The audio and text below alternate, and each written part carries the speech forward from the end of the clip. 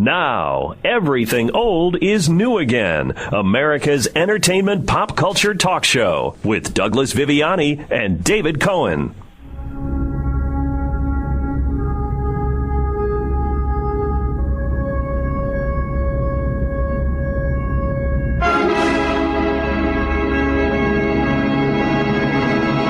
Welcome to Everything Old is New Again. This is Douglas Viviani with the ever-probing David Cohen. And why am I probing? Well, because this week we're continuing our probe and examination of the invasion of Earth as it's brought to us by Hollywood most recently in this summer's blockbuster. Is it a blockbuster yet? No. Independence Day 2. Let's take a look at a more realistic version of the theme we covered last week of the invasion, and if there were aliens and they were to visit us, what would the invasion look like? Why would they do it? And what would be the most effective way to deal with them as humans? Later in the show, it's going to be a lot of fun. Listen to this. We are going live on the radio to watch one of the most horrifying, worst sci-fi movies of all time, and I can tell you which one it is yet. And we're going to comment as we go along for a section of the show and try to have some fun with it. What do you think of that? Sure. You don't want to tell them what movie it is? I'm not. Pique their interest? All right. Plan 9 from Outer Space. Right. Which was Bela Lugosi's last movie, and in fact, he died during the filming of the movie, so they had to kind of... A lot of people died during the screening of the movie in the audience. It was really bad. Yes, and I'm dying to see it. I haven't really seen it. So we're gonna make some funny, pertinent, witty remarks during the playing of the movie, and we'll also have to describe to you what's happening during the movie, right? Yes, or you can go ahead and go to YouTube. I'll tell you now, go to 30 minutes in to the movie. That's where we're going to pick it up from, and you can watch the movie while we comment with us. How do you like that? With the technology we have today, you can do two things at once, right? Exactly. So listen to us on the radio. You can watch us on the radio. Yes. We should do that also, a little Facebook watch. We'll do that one of these times. So you have that live Facebook. Yeah, that would be great. We'll try that. But anyway, if there were aliens coming to this planet, the technology and that by they would the have, way, they're not, as far as we know, just to be clear. Not yet, and they could be surreptitious, just like the invasion of the Body Snatchers. We might not know, and they might already be here, if you will. But I won't. I just want to look at like the nice aliens for a moment, like the friendly aliens. They could be not necessarily here to conquer, but here to maybe advance us as a civilization. Maybe. Or just kick back and watch Game of Thrones with us. It's possible. Just hang out. Yeah, they may not have the entertainment that we have. That might be what we're known for. Do you have room in your house to house a few aliens? Yes, I've got a guest room. We could throw a couple up there and have them do what they did in 2001 Space Odyssey with a monolith, if you remember this, appears, and what does it do? Listen to this.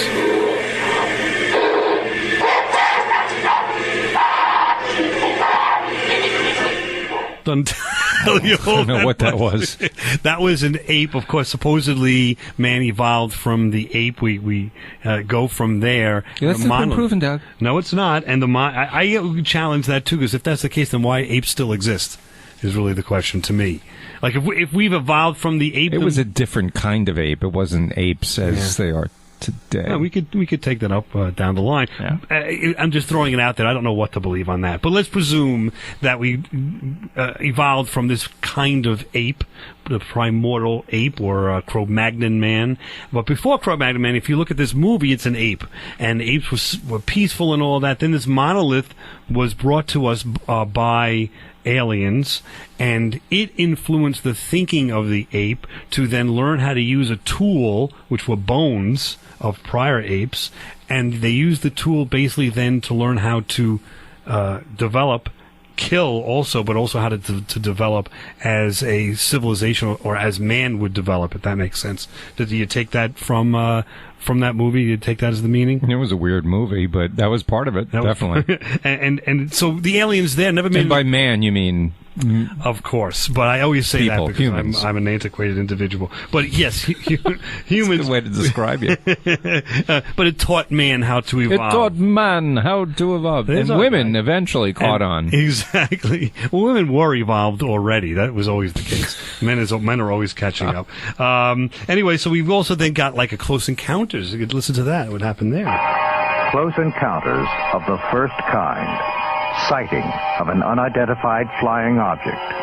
Close encounters of the second kind. Physical evidence of a UFO. Close encounters of the third kind. Actual contact. Now, did you realize that was what Close Encounters of the third kind meant? No. But the fourth kind is you friend them on Facebook. I don't know where to go with you on that one. There's nowhere to go. But as we're talking about aliens from another planet, Right. Well, they'd be on Facebook. they could be Eventually. They could tap right into the Facebook and they can go live and show us, and we could be horrified or not. But with that movie, it was so interesting the way Spielberg presented again the mythology, and with a look to a cover-up, kind of a Watergate type of cover-up he talks about in interviews, and how was there really, or could there really be an interaction, a visit planned, and further, how would we communicate through mathematics of music? So I think it's very interesting. But to me, it was so disappointing in some way, the movie, the ending, because I, as a younger person, wanted to interact with the humans. I wanted to go forward on that voyage when that group of people go on the ship. A bunch of people come off, and actually a couple of people go on. It's like an exchange, Right. And I would want to go on that ship and see what these aliens had to teach us. So you always wanted the sequel. You wanted to see what would happen when you got on the ship. Exactly. Or what happened to those? They had all these people from the Bermuda Triangle, if you remember. That used to Yeah. be so big, right? Right. We would talk about the Bermuda Triangle, and people would disappear there, Amelia Earhart or whoever, and all of a sudden these missing pilots came off of the ship, 40 years later in that movie. What did they experience and all? I don't know. Just that's, an examination, exchange of cultures is what they did, I think, on Close Encounters there. So that could be possibly what might happen. Who knows? Did it happen? Think it will happen? I don't know. What do you say? Well, you know my theory on that. It's a very dark, depressing, and sort of a non-conversation starter type theory. Oh, so Should I just reiterate it Yes, right now? reiterate. We can. That if there was an alien invasion, we wouldn't know it. We would just be all simultaneously just wiped out. We wouldn't feel it. I don't think it would be painful, but we'd be gone. And that's it. There's so many other topics that could be horrifying too. What if I saw one movie? I can't remember what it was, but this they were being invaded and probed, and Earth, was being invaded and probed and horrified by this alien presence. And then at some point, it came out in some dialogue that God, we the aliens are your God. So our experience with religion and God, whatever, was hard. It cuts to your core, because this benevolent being wasn't benevolent. It was just some alien that seeded our planet and came back to do tests on us, and that's our God. How horrifying is that? Does that make any sense? Yeah. So, I mean, it's an interesting topic. Let's go to Spielberg, talking about why he made this movie. For one thing, I didn't believe it was science fiction. I didn't coin this, but I was liberally saying, this isn't science fiction, this is science speculation. Because I had a real deep-rooted belief that we had been visited. And that's what he's talking about there, is why he made this movie and where it all came from. And I think it's interesting that back in the day, he was someone that was so interested in this topic to go ahead and make a movie that, I mean, let's face it, Spielberg was the best at doing all of this. And I don't know, he then took it one step beyond and got us involved with another benevolent alien called E.T. He said phone? Can't you understand English? He said phone. E.T. home phone. E.T. phone home. E.T. phone home. There it is. Like your Close Encounters theme. We'll be back on Everything Old is New again. And we'll take a look at television's view of the UFO invasion. Everything Old is New again. You're listening to Everything Old is New Again, America's entertainment pop culture talk show with Douglas Viviani and David Cohen. don't get on that ship. The rest of the book, To Serve Man, it's a cookbook. Horrifying ending to a very memorable Twilight Zone episode from 100 years ago. But man, does it stand the test of time. Do you remember that episode on Everything Always New Again? Sure.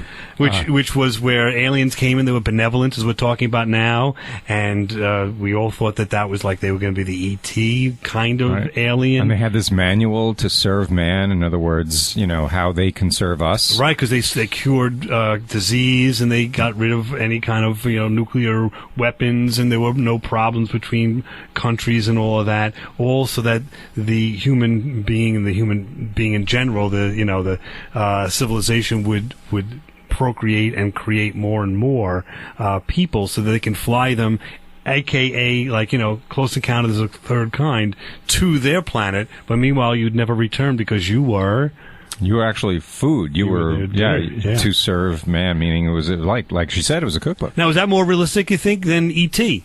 And what did you juxtapose those two types of aliens? Well, not really. I mean, I guess, but one's friendly, one's coming off as friendly, but really not. Right. But I still think that from a pure alien encounter movie, the most entertaining and realistic, if there is a realistic version of it, to me, was Close Encounters of the Third Kind. I don't think E.T. came anywhere close, and I know I'm probably in the minority there. Well, but E.T.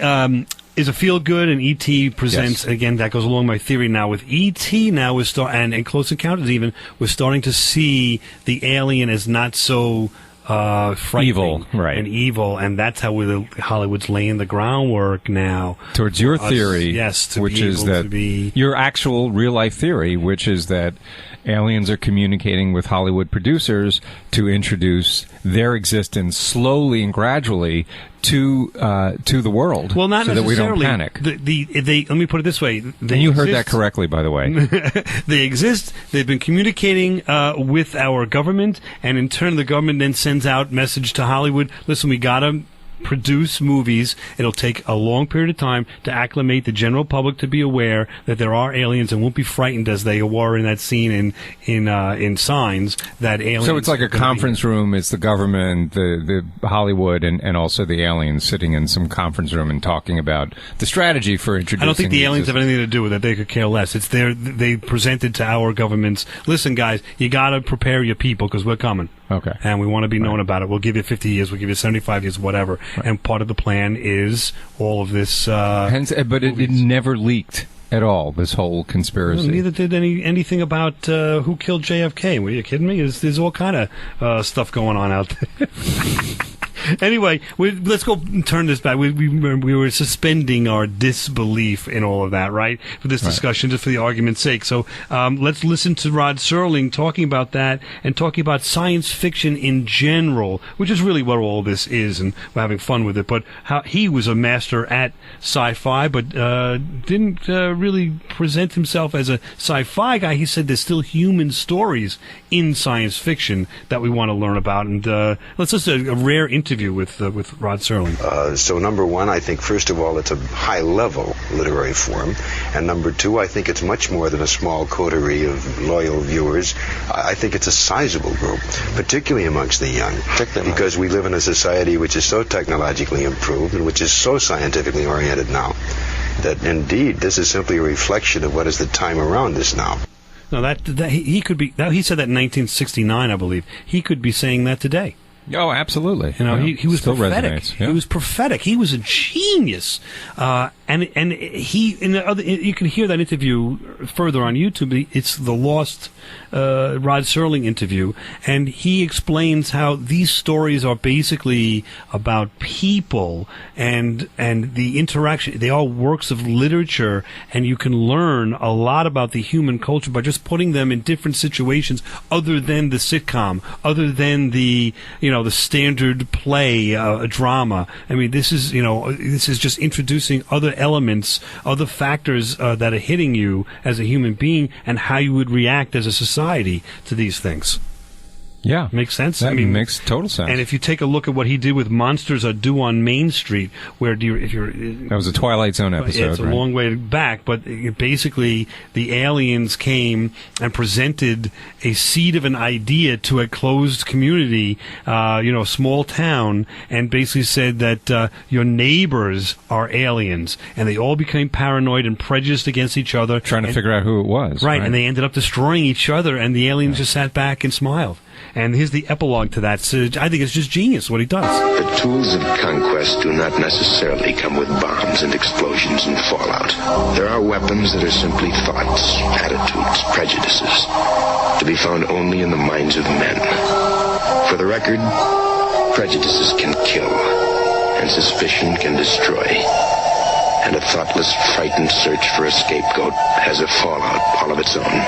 And the pity of it is that these things cannot be confined to the Twilight Zone. What do you think? Just think about how that resonates in today's world, right? Yeah. I mean, the way to destroy the human race or subjugate them is, if you're an alien, is not through bombs and the blob and force and the thing and all this.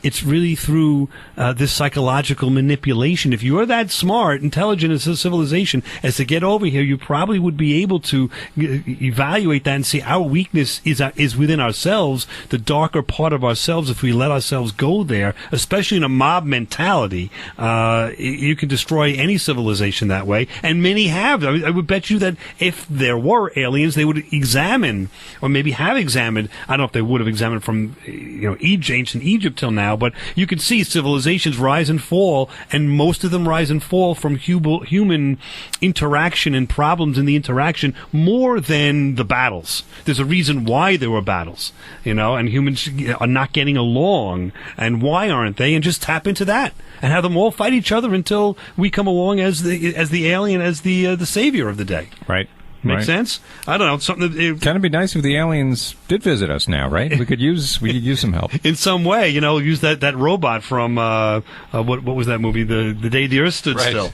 Right. Just a little trivia here. Steven Spielberg, we've talked about, is in this genre, enjoying this genre. Did a great job with this. Rod Serling gave him his first job on the Night Gallery. Listen to this. The assignment was the pilot for Night Gallery. It was a trilogy, and I was going to direct the second middle segment with Joan Crawford being the star.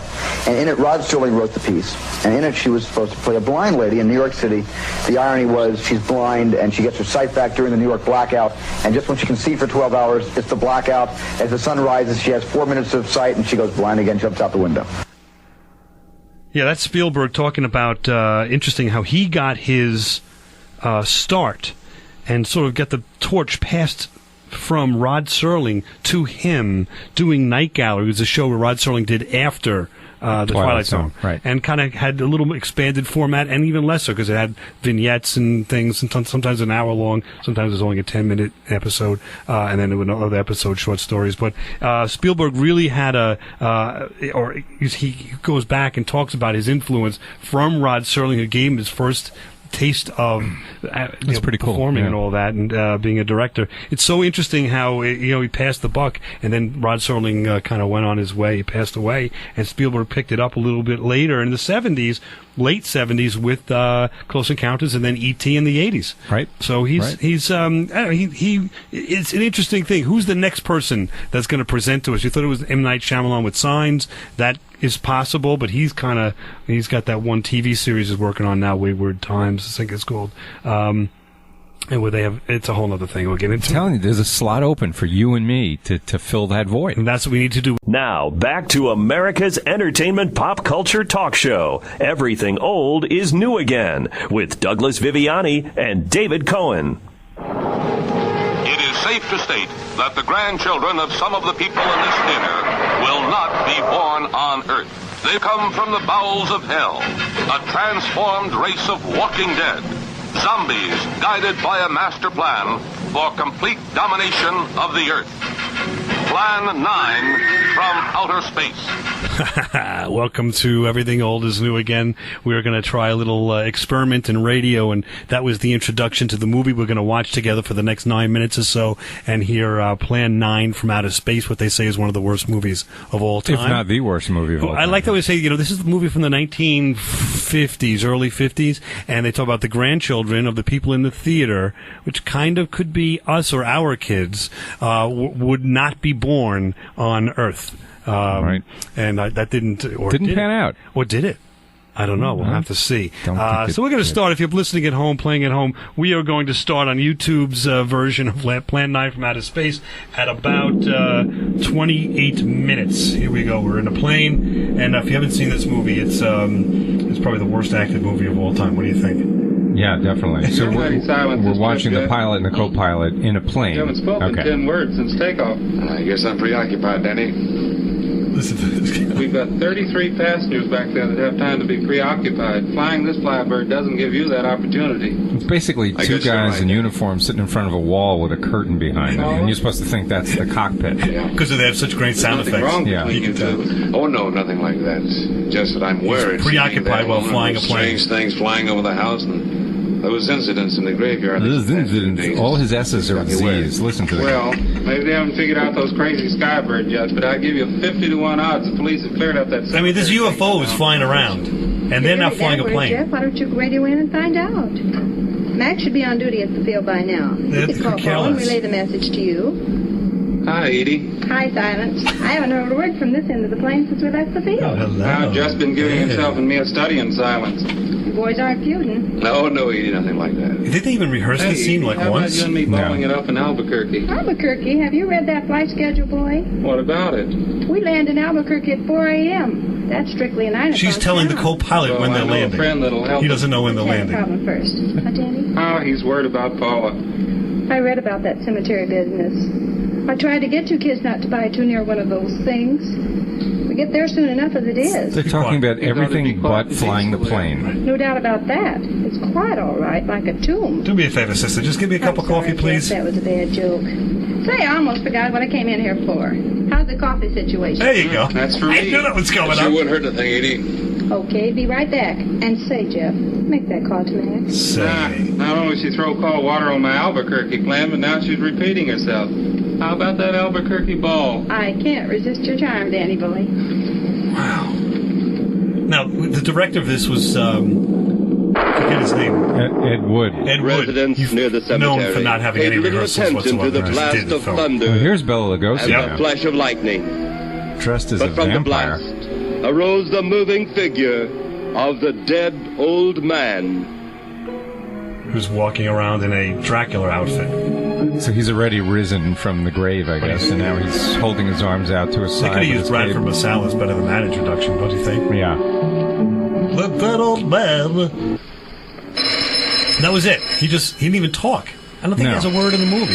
No. This is I don't the think so. greatest Dracula of all time, and he's prancing around. Here, there's a woman in bed. The phone's ringing by her bedside. Here she goes. Who? Mac? Well, hi, Mac. Sure, I'm all right. Before texting, some guy's drunk dialing her right now. Say, Mac, why are you calling me so late? Tell Jeff I'm all right. Oh, he's going into her house now. Okay. Uh-oh. She doesn't know Thanks for calling. All right, thanks. Good night. What was the call about? What was that call for? that. I have no idea. I'm drunk dialing. But she really gets... Sorry for breaking up with you. She really gets dressed up for bed. She's wearing all a dolled up, very, yeah. very head-to-toe negligee that's almost like formal wear. Putting a book away. But she was asleep, but she's got a book on the table, on her bed. Well, I think it was her tablet, her iPhone or something she's putting away. Here he comes. He's coming in the shop. Look, there it is, Dracula. There he is. Yeah, and he was hiding his face I'm going with to his tell you, cape. in this scene, that's not Bela Lugosi. Bela Lugosi had passed He away. passed away, so it's some and other actor. Yeah, and that's why he's hiding his face. And the entire rest of the movie, he'll be hiding his face. Now, she hasn't screamed yet. There it goes. There you go. And she ran out of the room, and he's walking around like a zombie. This is Dracula. Could be walking slower. Looks like she's. Where would you run when you run out of the house? You'd run right through the graveyard, right? That's what she did. Live right through the graveyard. She took literal. And Oh, she fell. Oh, and there's Vampira. Yeah. Why do all the evil people walk so slow and don't blink?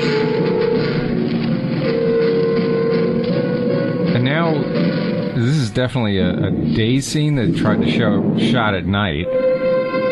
It's very bright. I mean, this is the worst piece of direct. Now it's nighttime again. It's dusk. So Vampira is now on. She's walking around looking for the scared woman. So what is she? She's a zombie too? A zombie? I guess. Here comes the Dracula with his cape over his face. Now there's some dirt moving. Now there's some other monster coming up out of the ground. It looks like. Could be the worst movie. Either that or it's a scene from Caddyshack where the varmints coming up. Yeah. This is that music, the soundtrack. The vampire, like they are just walking around like zombies, but they're not zombies. They're alien. She's screaming for some reason. And here comes Tor. Remember this guy Tor? He's rising from the ground right now, right? He's a guy from the WWE, right? Big behemoth, like George the Animal Steel. Remember this guy? Oh, that's him? No, it looks like him. It looks like him. He inspired George the Animal Steel. Look at that face. So he's hungry. It's another undead guy. Right? Yes, he looks very hungry. Looks like me in the morning when I haven't had the breakfast cereal. Look at that face. Oh, only a mother can love that. He just came out of the grave for what purpose? Is there a purpose for any of this? He's probably looking for Denny's or something. Real slow. It's like Angelic in the morning, lollygagging around. Could you come on? We got to get to school. Come on. He couldn't walk. If he was walking any slower, he'd be walking backwards, this guy. And the headstone falls in. And we're back to the gravesite. All right, so the woman in the negligee... Still running. And she's being chased by three extremely slow-moving zombies. Yeah, chased is not really the term. No. Followed, maybe. And... maybe, what happened to the people in the plane? I don't know, but there's a car coming up the road. They see her. She's running away from the car. Why wouldn't she be running towards the car? She just fell, and Tor is now making an appearance. So this guy in a cowboy hat's getting out of the convertible to find out what's wrong. She just fell and fell asleep. What's wrong? Vampire is looking at him. Oh, he's going to get out of it. Tor's looking at him. Yeah. Now he sees how dangerous it is. Oh, boy. He's carrying her. She's passed out. He's carrying her and putting her in the back seat or the front seat of a convertible. This really is horrifying. Listen to this. He better this get out guy's of dream there. came true. He came upon a nice blonde in a negligee on the side of the road. Put her in his car and he's taking off. I mean, that's every guy's dream at some point, you know. He's the scariest one out of the three Walking Dead people. I mean, thankfully, it looks like they're getting away. Thankfully, in today's world, he'd be arrested for kidnapping at this point. And there goes the pseudo Bela Lugosi taking a look. He's giving up. Right, can't catch him. They already left. And now he can walk fast. He's walking faster now after she's gone than when he was chasing her. And Vampire just turns him back. None of these three characters are in the same scene together. And there's Tor just looking, where's my belt buckle to eat? I guess the idea is that these characters were supposed to be so scary on their own that it was okay for them to do nothing. They just looked scary. They didn't say anything, and they stood around. I wonder how much money they made for this thing. Anyway, we'll be back on Everything Old is New again, and see if we can improve upon that. This is Everything Old is New Again, America's entertainment pop culture talk show with Douglas Viviani and David Cohen. And on August 9th, the most original adventure of the summer will begin at theaters everywhere. From James Cameron, the writer and director of The Terminator and Aliens. There you go, the writer and director of Terminator, not the Titanic, because it's before the Titanic. Right. FYI. That's right. And that was the intro to The Abyss. And this is Everything Old is New Again, and we're continuing to visit to talk about UFOs and if they were to be here, what would it be all about? And we're in the final section here. So I want to take a look at these benevolent aliens. And would they be here to teach, such as, 2001 Space Odyssey, where the monolith came down and taught us how to use tools? If you look at The Abyss, The Abyss is a very different movie. It's underwater, and it's an interaction with people in a closed confinement, and they can't bring them up, and it doesn't have any hint at all of too much sci-fi at all until much further into the movie when there is an interaction with aliens. And so let's talk about, James Cameron's speaking about that and talking about why, to begin with, he considers doing a movie about aliens and what that means to the him. Popularity of these other films, I think, just shows that it's part of our group consciousness that we feel that there's something else out there, or we want to wish that there's something else out there. Now, the way I'm using it in this film, contact redefines us. We get to look at ourselves through their eyes and see whether we come up lacking or whether we're judged well.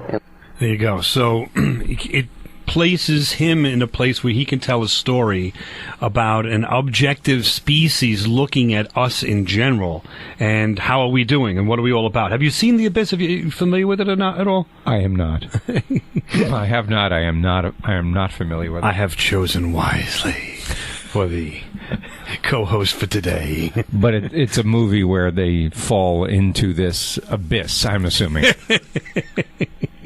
And you are correct, sir. I'll give you a little piece of it. As a matter of fact, the ending is the most important part of it. And so I would say this. If you listen to this clip, it probably will... this is the director's version. Ending is better if you're looking to watch this movie because they made him cut a lot. Oh, you didn't ask me that. I saw the director's cut. I didn't see the original. You weren't clear. No, go ahead. The director's version is better because it gives us this explanation as to why all of a sudden aliens show up at the end. There's catastrophes going on. There are these huge tidal waves that are ready to crumble upon the earth and destroy all cities and really wreak havoc upon the civilization. And the question is, why is this happening? Why would aliens come just to destroy us? And then they stop. They literally stop the tidal wave in midair and have this interaction with Ed Harris, who's fallen down into this abyss underwater, and just listen to a little piece of his interaction with the aliens and why they're even doing this. There's a kind of a holocaust about to happen in the world, and these water people are responsible for it. And Bud, as kind of every man, is asking the questions that the people would be asking on Earth while this tidal wave's about to consume them. He's saying, "Why are you doing this? You could have done it. Why didn't you?" Why they don't destroy it is because Bud has been willing to sacrifice his life to save his compatriots and his wife up in the ship, So that sort of makes sense if you look at James Cameron, what he spoke about. He was saying how he's taking a look at sci-fi and trying to go ahead and do an examination of our culture from others and their determinations. Listen, we have all this evil, all this plotting, all these wars, all this terrorism, even back, in the day that this movie was made. And the question is, why would we even be worthy of saving? And it's because that this character was able to show them inadvertently, they didn't know they were being tested, but show them that he was willing to die to save his compatriots. And that is a trait that these aliens, these advanced beings, believed made us worthwhile as a species. Man, they wouldn't take me at all, because I would not be sacrificing myself. The apocalypse would have definitely happened. Well, someone may have sacrificed for you then, and you would be the one that's the only possibility of saving the world. Listen, not everybody could sacrifice themselves. If everyone did, then there would be no one left. There has to be a sacrifice E and a sacrifice Er. True. So I'm the sacrifice E. Yes. Okay. No, I think the sacrifice E would be the one that sacrifices that themselves. Gets sacrificed. You're the sacrifice Er, the one that's... No, the sacrifice would be the guy who is sacrificing himself. Oh, I thought sacrifice E would be me. It's like employee. Employee, right. Okay, well, we'll have to get the terminology right, but you would be the one that survives. Let's put it that way. Now, if we were, and I'm going to ask you, if you were an astronaut and, in an advanced civilization such as ours, and maybe 100, 200 years from now, and we're able to visit another civilization, would you even interact? Would you just observe? Would you come and destroy? Would you eat them? Would you teach them? What would be your intention once you finally get there after all this travel in space? I'd probably need a bathroom right off the bat, and I'd probably be a little hungry. All right, so would you eat them? I got to take care of business first. Okay. All right, and if they see me, what can I do? I got to go. Right. And there would be screams of terror when they would see that. That's for sure. Shrieks of horror and disbelief. of what they're looking It's kind at. of what I get now when I walk into a men's room, but I don't know why I said that.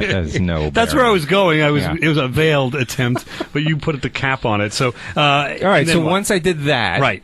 And I got something to eat. Then I probably, why am I there? I'm basically there for one reason, right? Which is what? Probably to dominate, take over their world. Really? Why else did I travel all this way? I think you want to just interact with people. Because we ran out of space in Earth. That would be the only reason why we're out there, right? We're looking for more room. I would be more of an explorer as a Star Trek type of character, and like in Star Trek, what? we are the aliens visiting other planets, and they have what's called the Prime Directive. And they say when we visit planets, if those planets are not advanced enough for space travel, that's where they draw the line, then they're not advanced enough to interact with beings that are from another planet. Let's not interfere. No matter what's going on, we have what's called the Prime Directive. We're not going to interfere with the development of this civilization. So why are you there? To explore. For what? To see what they're all about. Don't give me the Star Trek line. To seek out new life, new civilizations, to boldly go where no one has gone before. You're going there because you've run out of room. Why else would you be going there? We're looking to see advanced civilizations, but if they're not advanced, we're not going to interfere. Listen to a little clip as to an argument along those lines. See, the Prime Directive has many different functions, not the least of which is to protect us, to prevent us from allowing our emotions to overwhelm our judgment. Now, what if we could go and view what's happening on this planet? You could prevent a war. You could cure diseases they've got. So I'm there for benevolent reasons? Well, I don't know. We're asking you now. You have the ability to stop their destruction of themselves, to help them with starvation, help them learn how to advance themselves. Would it be your place to infuse yourself in a society that knows nothing about aliens, that knows nothing about other civilizations? Would it be right to do that, or would you let fate take its place? Let's say the divine intervention, the cosmic plan. Do you let that just happen and observe without getting involved? I think I'd have to know why I'm there in the first place. You're an explorer. For what? For what end, though? To explore, seek out new life and new civilization. But besides that, get away from that Star Trek thing. But you're seeking them out for companionship, for brotherhood, if they're on the level. Well, for friends. You're looking for civilizations that are compatible with you. So what are you guys doing tonight? Want to hang out? Yeah, exactly. That's why I'm there. Correct. But if you run upon a civilization that's really could not take your presence there, that would shriek because and cry. I am so great. That's the way we are. Like, that's what I'm trying to say, is that if we're being visited by others, and we're the planet that's primitive, they might not want us to know that they're there because we're not advanced enough to be able to assimilate their thoughts, their culture, the idea that they even exist. It would destroy us because we're not mature enough as a society. I follow the old Groucho Marx line, right? I wouldn't want to be a part of any club that would have me as a member. So if I went there and they actually said, "Hey, good to see you. Come hang out with us," I'd move on to the next planet. Definitely move on. And you just wish them live long and prosper. Yes. All right. And everything Only else the new best. again. We'll be back next week. Come on back. Let's have some fun. You've been listening to Everything Old is New Again, America's pop culture entertainment talk show. Find us on the web at everythingoldisnewagain.biz. That's .biz. See you next week. Same bat time, same bat station.